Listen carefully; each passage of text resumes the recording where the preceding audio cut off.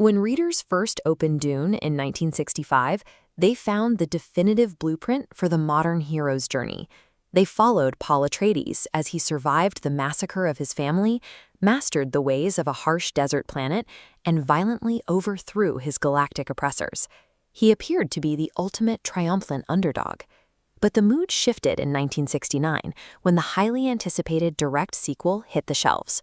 Readers and critics initially despised it.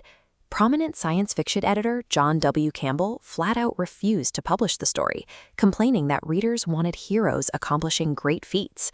National Lampoon mocked the release as the disappointment of the year.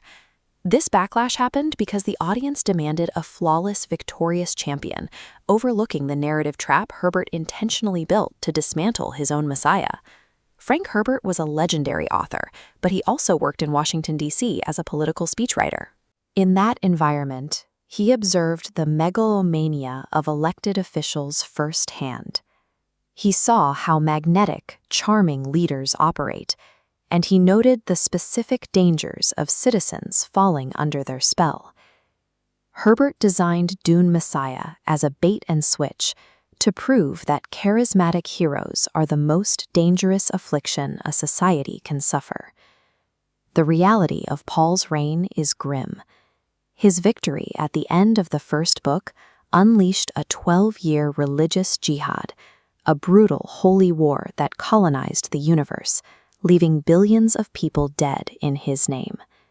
He maintains absolute power through a strict monopoly over melange, a highly addictive spice making space travel possible. The entire empire relies on it.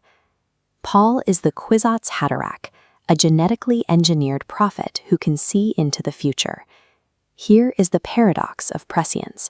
Knowing the future perfectly collapses your options into a single restrictive path.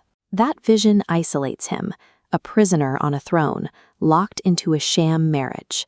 Absolute power and perfect foresight forged a violent dystopia, leaving the all-knowing savior a helpless prisoner of his own religious myth. This environment breeds a massive conspiracy against the emperor, uniting ancient power groups who managed to survive his holy war. The Bene Gesserit sisterhood primes the plot. Having spent generations engineering Paul's genetics, they now want to regain control of their rogue Messiah. The Spacing Guild joins out of desperation. Without Paul's spice, their navigators cannot steer ships across the galaxy. They must break his monopoly. Then there is the Bene Talilax, a group of scientific amoralists. They deploy face dancers, shape-shifting assassins perfectly mimicking anyone, to infiltrate Paul's circle. Their ultimate weapon against the Emperor is a Gullah, a resurrected, weaponized clone of his dead mentor, Duncan Idaho, specifically programmed to destroy him psychologically.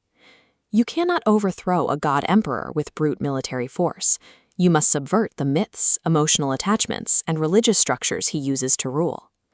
Herbert based this sci-fi tragedy on real-world history. He frequently pointed to the charismatic appeal of military leaders like General George S. Patton. He also pointed to President John F. Kennedy, noting the uncritical myth of Camelot that formed around his administration. Herbert argued that the true threat lies in the uncritical devotion of followers who stop questioning magnetic figures and follow them blindly into disaster. Richard Nixon and the Watergate scandal provided the ultimate proof of Herbert's warnings. The cover-up performed a public service, teaching Americans to distrust their leaders. Whether the leader is JFK, Nixon, or a fictional space emperor, the underlying threat is identical. A society puts itself at extreme risk the moment it abdicates critical thinking to a single figure. Herbert originally intended to title the book Fool Saint. He wanted to explore a leader afflicted by classic Greek hubris, a fatal carelessness brought on by overwhelming success. Entire societies lead themselves to ruination through their own pride and overconfidence when they place all their faith in one person. Governments lie to protect themselves. Citizens must recognize that reality and proactively build safeguards against the abuses of power, both from leaders and from their most devoted followers. Dune Messiah acts as a vital correction to the first book, providing a permanent, foundational reminder to never surrender our minds to a Messiah.